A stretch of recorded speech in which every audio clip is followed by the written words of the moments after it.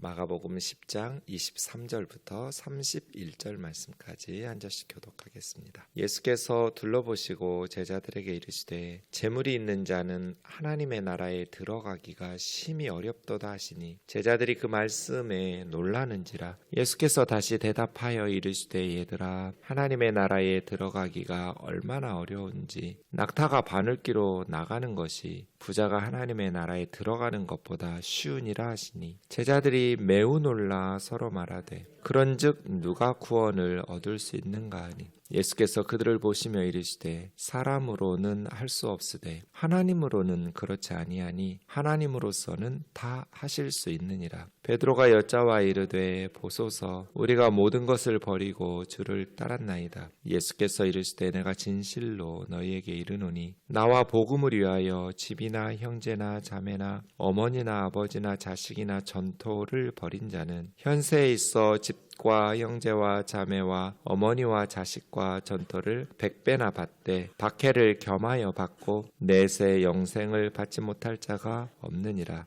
그러나 먼저 된 자로서 나중되고 나중된 자로서 먼저 될 자가 많으니라. 아멘. 오늘 본문 말씀은 그 앞에 있는 부자 청년 관원이 근심하며 떠난 이후에 하셨던 예수님 말씀입니다. 이 부자 청년 예수님께서 사랑스럽게 보셨어요. 그렇게 지위가 있고 또 부유하게 살면 이 부자 청년처럼 하기 쉽지 않거든요. 칭찬할 만한 게 참 많은 분이에요. 예수님께 달려나와서 꿇어 엎드려 물어요. 달려오는 것도 그 시대에 지위가 높고 부유한 사람이 잘하지 않는 거고요. 무릎 꿇어서 이렇게 겸손하게 예수님에게 던지는 질문도 그냥 아주 심오한 질문은 아니에요. 어떻게 해야 영생 얻을 수 있느냐고. 유대인들에게 아주 초보적인 질문이라고 할 수 있죠. 이런 것들이 궁금해도 예수님께 많은 사람들이 있는 데서 나와서 질문을 던질 용기를 내기가 쉽지 않은. 근데 이 부자 청년 그렇게 예수님 앞에 달려나와 꿇어 엎드려 물었어요. 그때 주님이 그냥 율법에 있지 않냐고 하면서 살인하지 마라, 간음하지 마라, 도둑질하지 마라, 거짓 증거하지 마라, 속여 빼앗지 마라, 부모 공경해라, 이런 계명들 말씀하시니까 이 청년이 나 어려서부터 이거 다 지켰다고. 그러니까 부유하게 된 것이 말씀을 무시하고 남의 거 속여 빼앗고 막 도둑질하고 이런 식으로 부자 된 것도 아니에요. 그 청년의 말을 들으시고 예수님께서 사랑스럽게 여기셨다는 것은 인정하신 거잖아요. 그러니까 어려서부터 하나님 말씀에 순종하면서 참 바르게 산 사람이에요.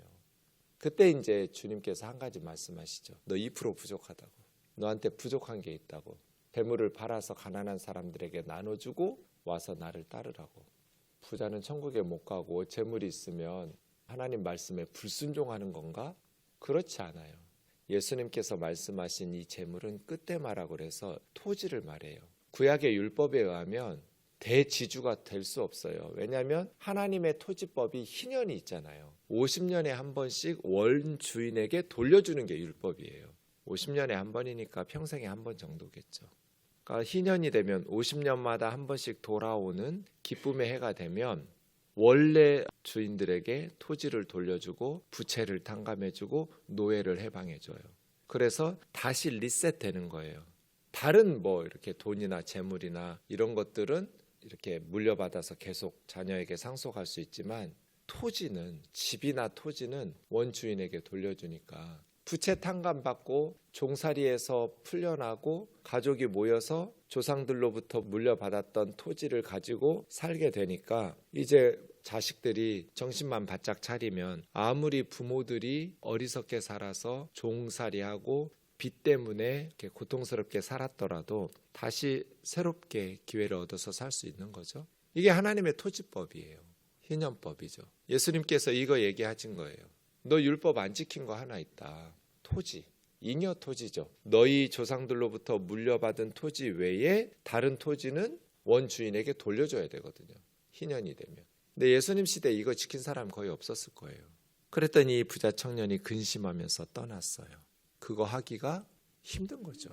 그래서 그 부자 청년이 근심하며 떠난 후에 제자들에게 말씀하시는 거예요. 재물 있는 자는, 이 말은 부자는 그 말이에요.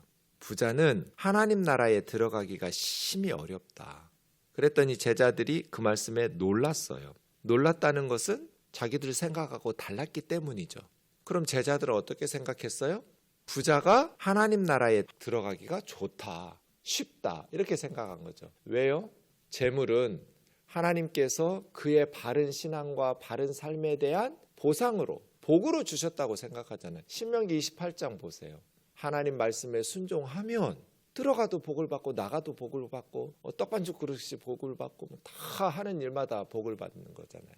하나님 말씀에 순종했기 때문에 그렇게 하나님께서 복을 주셔서 부자가 됐다고 생각하니 그 사람들은 하나님 나라 들어가기가 쉽다고 생각했겠죠, 제자들은. 근데 주님은 한 번 더 아주 그냥 명확하게 부자들이 하나님 나라 들어가는 것이 얼마나 어려우냐면 낙타가 바늘귀로 들어가는 것이 부자가 하나님 나라 들어가는 것보다 더 쉬울 거다. 이 말은 불가능하다는 말씀이시잖아요. 부자가 하나님 나라 들어가는 것은 불가능하다. 어떤 성경학자들은 이 바늘귀를 예루살렘에 있는 어떤 성문, 좁은 성문 중에 하나로 해석해서 어렵긴 한데 불가능한 건 아니다 이런 식으로 해석하려고 하는데 아니에요. 잘못된 설교예요. 왜냐하면 26절에 보면 예수님 말씀을 듣고 제자들이 불가능하다고 해석했어요. 그냥 바늘귀예요. 그런 성문으로 발음이 비슷하다고 그래서 해석할 여지가 없어요. 불가능하다는 거잖아요. 제자들이 너무 놀랐어요. 그래서 서로 그럼 누가 천국에 들어가? 누가 구원을 얻을 수 있는가라고 했어요. 제가 어릴 때 이제 부흥회 하면서 서울에서 내려오신 부흥 강사 목사님이 이 말씀 설교하시면서 부자들이 그렇게 천국 들어가기가 어려운데 가난한 사람들은 얼마나 더 어렵겠냐 이렇게 설교하셨는데 그런가 보구나 하고 이제 저 모르니까 알고 있었는데 나중에 신학교에 가서 공부해 보니까 그 해석도 잘못된 설명이었더라고요. 예수님의 말씀은 가난한 사람이 더 어렵다는 게 아니에요. 그냥 재물이 많은 부자기 때문에 어렵다는 거예요. 가난한 사람이 들어가는 것보다 불가능한 만큼 어렵다는 거예요. 참 역설적이죠. 세상에서는 부자들이 가난한 사람들이 못 들어가는 곳도 부자들은 들어가죠. 들어가기가 쉬워요. 세상에서는 부자들은 어디든 들어가기가 쉬워요. 그런데 하나님의 나라는 반대예요. 부자들은 들어가기가 어려워요. 왜요? 부유하기 때문이죠. 이 앞에 13절에서 16절에 어린아이와 같이 하나님의 나라를 받들지 않으면 하나님 나라에 들어갈 수 없다. 하나님의 나라는 이 어린아이들과 같은 자들이 들어가는 곳이다. 부자의 반대말이 어린아이거든요. 13절에서 16절이에요. 어린아이, 갓난아이들의 특징이 뭐예요? 자기 힘으로 살 수 없어요. 그래서 갓난아이들 어리면 어릴수록 부모에게 의존해서 살아요. 내 힘으로 살아가려는 그게 아예 불가능하니까요. 절대 의존, 신앙을 가지고 살아가죠. 부자들은 하나님 없이도 살 수 있거든요. 자기가 가지고 있는 물질과 권력과 세상적인 것들을 가지고 그러니까 굳이 하나님의 도우심이나 하나님의 나라를 사모함이나 그런 게 의미가 없어요. 그래서 누가 들어갈 수 있는가? 사람으로서는 불가능하다. 하지만 하나님은 가능하다. 하나님은 불가능한 일이 없으신 분이에요. 그죠? 그래서 인간적으로는 불가능하지만 하나님은 가능하다. 누가 구원을 얻을 수 있느냐고? 구원은 하나님의 선물이다. 영생은 하나님의 선물이야. 하나님은 가능해. 그래서 제 주변에도 바늘길을 통과한 낙타들이 많아요. 정말 세상적으로 부유하고 지위가 높고 부족한 게 없는데 정말 예수님 제자들이 많아요. 세상의 것들이나 막 거들먹거리고 교만하지 않고 정말 그렇게 세상에서 남들이 부러워할 만한 것들을 많이 가지고 있음에도 불구하고 정말 겸손하게 하나님 나라를 섬기는 복음과 주님을 위해서 오늘 본문에서 주님은 가난 자체를 축복이라고 말씀하지 않아요. 가난을 칭찬하신 것이 아니라 그 다음 이제 베드로와 제자들과의 대화 속에서 보면 나와 복음을 위하여 집, 형제, 자매, 어머니, 아버지, 자식, 전토를 벌인 자 그러니까 예수님과 복음을 위해서 가난한 것을 칭찬하시고 그것이 복되다고 말씀하시지 가난 자체가 무슨 축복이에요. 가난 자체가 축복이라는 것이 아니라 그것 때문에 예수님과 복음을 얻기 때문에 영생과 구원을 얻기 때문에 복된 거예요. 그러니까 반대로 말하면 부유한 것 자체가 저주라는 게 아니라 부유하기 때문에 예수님과 복음을 없어도 되는, 버리는, 무시하는 그런 갈급함이 사라져버리는 삶이 그것이 저주스러운 거죠. 이게 역설적인 거죠.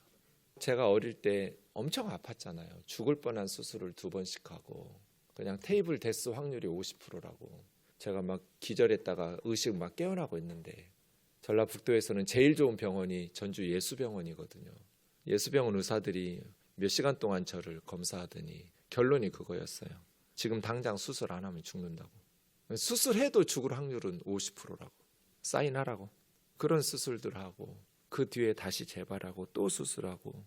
근데 지금 생각해 보면 제가 그렇게 아프지 않았으면 어린 꼬맹이 중학생 고등학생이 그렇게 목숨 걸고 기도했겠어요? 막 100일 작전 기도하고 안 했겠죠.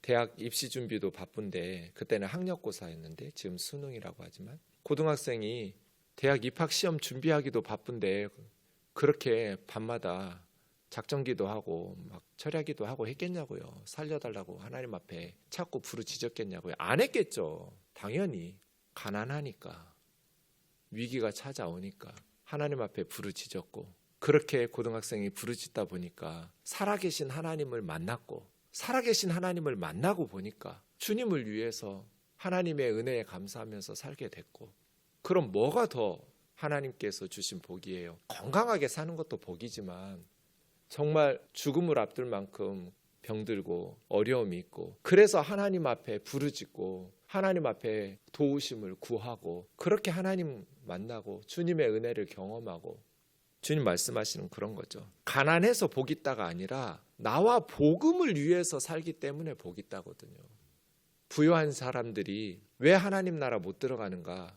예수님과 복음을 위해서 살지 않기 때문이에요. 근데 어떤 부유한 자들이 예수님과 복음을 위해서 살고 그렇게 심령이 가난해지는가? 하나님으로서는 할 수 있는 거예요. 이거 명확하게 드러난 것이 사도행전 4장의 성령 강림 사건이잖아요. 오순절 성령 강림이 임하니까 하나님의 은혜를 경험하고 하나님의 능력을 경험하니까 초대교회 성도들이 토지를 팔아서 가난한 자들, 고아들, 과부들 교회에 막 몰려드는 사람들 네 것 내 것 없이 유무상통해 가면서 하나님의 말씀을 순종하기 시작하잖아요. 물론 그 가운데 아나니아와 삽비라 같이 불순한 동기로 막 속이고 거짓말하다가 어려움을 당한 일들도 발생했지만 하나님의 토지법에 순종하기 시작하고 하나님의 말씀에 순종하기 시작하고 하나님으로서는 가능하죠. 그래서 저는 지금 우리나라의 빈부 격차의 문제나 뭐 정규직 비정규직의 문제나 이게 심각하잖아요. 어느 나라나 지금 심각하고 갈수록 심화되고 있고 이걸 지니게스라고 하는데 이 불평등의 문제가 사회적인 불안 요소로 어디나 막 갈등의 요소로 일어나잖아요. 저는 세상 사람들은 이건 불가능하다고 생각해요. 이 문제 해법이 없다. 근데 성령 충만하면 가능하다고 보는 거예요. 희년의 토지법, 희년의 정신이 어떻게 가능한가? 성령 충만, 희년은 대속죄일에 시작하거든요. 속죄일이라는 게 뭐예요? 1년 동안 지은 죄를 용서받은 날이잖아요. 대제사장이 지성소로 들어가는 유일한 날. 하나님의 은혜와 십자가의 은혜와 속죄 구원을 경험한 성도들이 현실적인 이 불평등의 문제와 이 문제를 강제로 공산주의처럼 다 부자들 거 뺏어가지고 가난한 사람 나눠주고 이런 사탄적인 공산주의적인 그런 방법이 아니라 성령과 하나님의 능력이 임하면 자발적으로 가난한 자들을 위해서 나누고 베풀고 우리나라의 문제를 해결하고 이 심각한 갈등과 불평등의 문제들 그래서 스스로 목숨을 끊어가는 이런 절망적인 문제들을 성령이 임하고 하나님의 능력이 임하면 자발적으로 이루어진다. 그래서 통일된 대한민국은 복음 통일이어야 되고 십자가의 사랑의 통일이어야 되고 예수 통일이어야 된다. 예수의 정신을 가지고 은혜를 경험한 사람들, 성령 충만한 사람들이 이 땅의 문제들과 불평들과 갈등의 문제들을 자발적으로 사랑을 실천하면서 이룰 수 있다라고 저는 확신하는 거예요. 사람으로서는 불가능하지만 하나님은 가능하다. 이 땅의 문제를, 이 어려운 문제를 쉽게 해결하는 방법은 은혜를 체험하는 거예요. 하나님의 영, 성령의 은혜를 체험하고 하나님의 말씀에 자발적으로 순종하면서 그래서 주님이 말씀하신 것이 가난 자체를 축복하신 게 아니다. 하나님의 말씀에 순종하기 위해서 예수님과 복음을 위해서 살기 위해서 자발적으로 하나님의 말씀을 실천하면서 그래 제 주위에 바늘길을 통과한 낙타들 많다. 부유한 크리스찬들이 정말 선교를 위해서 헌신하고 검소하게 살면서 정말 예수님의 제자답게 살아가는 그러한 교수님들도 많고요. 그러한 의사들도 많고요. 판사, 검사, 변호사, 세상적 지위가 높고 재벌, 정말 신실한 크리스찬들도 많아요. 예수님과 복음을 위해서 살아가는 사람들. 현세에 있어서 100배나 받고, 현세에서 어떻게 100배나 받아요? 가난한데 다 버렸는데 교회에서 받은 거예요. 우리 다 형제 자매잖아요. 세상에서는 족보에서 쫓겨나고 박해받고, 하지만 교회 우리 형제 자매잖아요. 아버지 어머니잖아요. 100배나 받고 박해를 겸하여 받고 영생을 얻지 못할 자가 없다. 확실하다. 예수님을 위해서 박해받는 자, 복음을 위해서 박해받는 자, 그 사람들이 천국 안 가면 누가 가겠어요? 이렇게 보면 무엇이 진정한 축복이냐? 심령이 가난한 게 복이 있나니. 왜요? 천국이 그들의 것이기 때문에. 누가 심령이 가난해요? 가난한 사람들, 병든 사람들, 갈급한 하나님의 은혜를 사모하고 하나님의 도우심을 갈급한 사람들이 복이 있는 거죠. 풍요로워 보이지만 갈급함이 없는, 하나님의 은혜에 대한 사모함도 없는 그런 신앙이 정말 불행한 거죠. 심령이 가난한 자 복이 있다. 그러나 먼저 된 자가 나중되고 나중된 자가 먼저 된, 정확하게 이거는 이방인들이 먼저 됐잖아요. 유대인들보다. 유대인들이 먼저 복음 받고 예수님은 유대인의 고을에 먼저 복음 전하셨어요. 그런데 유대인들은 예수님과 복음을 배척하고, 바울은 가는 곳마다 어느 도시든지 유대인들이 있는 회당에서 복음을 전했어요. 근데 그 유대인들이 배척하니까 나 이제 이방인들에게 간다. 나중된 자가 먼저 되고, 먼저 된 자가 나중되고, 부유한 사람들이 나중되고, 가난한 사람들이 하나님의 나라에서는 먼저 되고. 왜요? 갈급하니까, 가난하니까. 갈급해서 하나님께 더 부르짖고 하나님의 은혜와 도우심을 더 사모하고, 그러다 보니 하나님의 은혜와 하나님의 역사하심을 더 체험하고, 그래서 먼저 되는 거예요. 갈급함이 사라진 신앙, 심령의 가난함이 사라진 신앙. 우리 우면동 교회가 정말 심령이 가난한 교회, 하나님의 은혜와 하나님의 도우심에 갈급한 교회가 되기를 주의 이름으로 축원합니다. 이제 우리 교회 그렇게 되기 어려워졌어요. 저 어제 광명에 주 섬기는 교회라는 곳에 갔어요. 김남훈 목사님이라고 우리 후배 목사님이 목회하고 있는 작은 개척교회. 저는 20명 이하의 작은 교회에 가요. 목사님 와서 헌신 예배 인도 좀 해주세요. 그럼 제가 물어요. 성도가 몇 명이냐고. 20명이 넘으면 안 간다고. 큰 교회는 다른 목사님들 좀 초대하라고. 내가 다 갈 수 없으니까. 우리 교회 목회가 나에게는 제일 중요한 사명이니 다른 교회 다니는 것보다는. 그런데 작은 교회에서 요청하면 거부할 수가 없어서, 목사님 우리 교회 16명이에요. 주섬기는 교회. 그래서 그럼 내가 가겠다고. 어제 가서 말씀 전하는데 목사님하고 이렇게 말씀 전하기 전에 대화하는데, 목사님 최근에 한 가족이 교회 새로 등록했어요. 저 너무 기뻐서 울었어요. 너무 좋아서.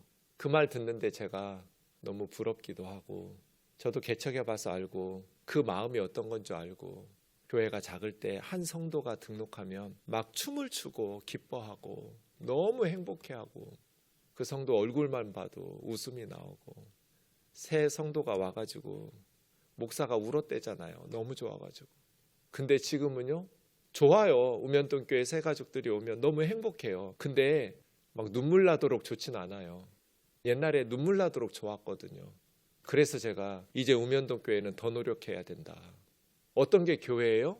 한 성도가 오면 눈물 나도록 좋은 게 교회거든요. 그렇지 않아요? 천국에서 막 잔치를 베푸시는데 천국종을 치고, 한 사람이 구원받으면, 한 사람이 주님 앞으로 돌아오면, 한 성도가 오면, 한 가족이 오면 막 눈물 나게 좋은 게 그게 교회거든요. 근데 그런 갈급함과 그런 감사가 점점 부유할수록 희석되잖아요. 시큰둥해지잖아요. 그럼 뭐가 진정한 축복이에요?